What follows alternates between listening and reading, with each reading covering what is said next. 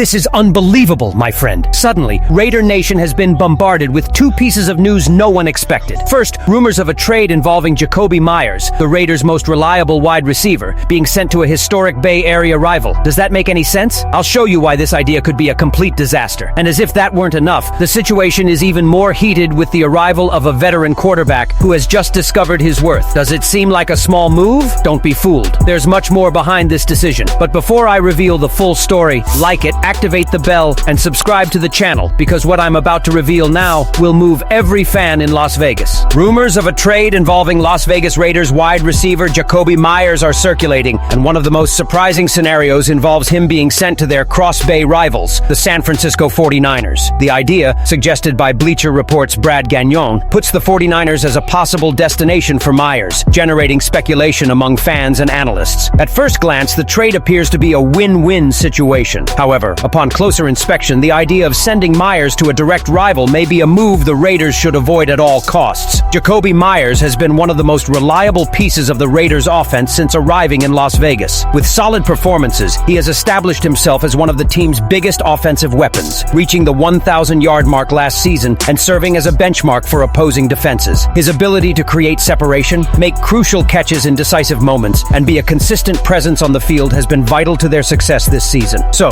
why would the Raiders consider trading such a valuable player? The main reason for the trade speculation has been the 49ers' need for more options in their receiving core. The San Francisco team has faced a series of injuries, especially at wide receiver, which has left the offense somewhat unbalanced. However, the big question is, why would the Raiders help a rival solve such a crucial problem when they rely on Meyers for consistent playmaking? If there's one thing the Raiders can't afford to lose right now, it's their primary passing weapon. The Raiders are strategically building a competitive season for the present, not just the future. With the addition of players like Amari Cooper, the idea is to balance the workload among the receivers and give Meyers the support he needs to remain a threat on the field. This means that any move involving the loss of Meyers would create a significant gap, especially at such a crucial time in the season. If the Raiders were to move forward with a trade, losing Meyers would be a significant blow. They would not only be trading one of their best players, but also weakening their passing attack, which is one of the few reliable units in the current season. Any trade, especially mid-season, could leave the Raiders in a difficult position to maintain their winning streak. To make matters worse, the return proposed for the Raiders in the Meyers trade, a 6th-round pick and a cornerback who hasn't been a starter, simply doesn't seem worthwhile. While the 49ers have the necessary salary cap space to make a play, the proposal doesn't reflect the value of a player who has been a constant presence on offense. If the Raiders needed to offload Meyers, they would need something more substantial than a 6th-round pick and a backup cornerback. This trade not only seems inconvenient, but it also calls into question the Raiders' long-term strategy. With a team that is still developing but still in a transitional phase, losing a player like Meyers could disrupt the dynamics of the team's experience, making a potential trade of this magnitude more detrimental than beneficial. It's important to note that despite the 49ers' struggles with their receiving core due to injuries, they aren't exactly lacking in talent elsewhere. San Francisco has a versatile offense, led by one of the league's best quarterbacks, Brock Purdy, and an unbeatable defense. They have other resources to invest in, and trading for Meyers could be a way to fill a specific hole on the roster. However, this doesn't justify the fact that the value to the Raiders, a low draft pick and a low-impact cornerback, simply isn't enough. The trade scenario puts the Raiders in a weak position. If their goal is to improve for the future, the Raiders need a more significant return, something that truly adds value to the roster and helps the team become more competitive in the long run. The idea of sending a standout player like Meyers to a nearby rival and improving their defense or acquiring a questionable draft pick doesn't seem to align with the team's goals of building momentum. Trading Jakobi Meyers could also have a psychological impact on the roster. Players tend to perceive such trades as a change in momentum. Furthermore, for fans, the idea of losing a key player in the middle of a promising season can be frustrating and demotivating. But it didn't stop there. Stop. Not all Raiders moves involve major acquisitions or drastic changes. Sometimes the strategy is to build depth over time, and that's exactly what the team did when signing veteran quarterback Jeff Driscoll to the practice squad. With rookie Aiden O'Connell's injury during the preseason, the Raiders found themselves in a difficult position in terms of quarterback depth. Surge then signed an NFL veteran with a solid career, having already played for various teams, including the San Francisco 49ers, Cincinnati